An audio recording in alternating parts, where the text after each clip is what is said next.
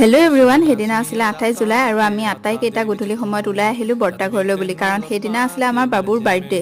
কিন্তু ভিডিঅ'টো আপলোড কৰোঁতে অকণমান পলম হ'ল। বাকী যি কি নহওক, আহি পাই গ'লোহি বৰ্তা ঘৰ। বৰমা এয়া পাকঘৰত পূৰা কামত ব্যস্ত হৈ আছে আৰু গৰমটো ইমানেই বেছি পৰিছে নহয়, দেখিছেই নহয়। এইফালে আমি অকণমান জুচ খাই মেলি ল'লোঁ। তাৰপিছত আমিও বৰমাক অকণমান সহায় কৰোঁ বুলি চব্জিকে কাটিবলৈ লাগিলোঁ। আৰু আজি বাৰ্থডে স্পেচিয়েল আছে হাঁহৰ মাংস। এইফালে বাৰ্থডে বয় দেই, একদম পূৰা পকাত লেপেট খাই চাহ খাই আছে।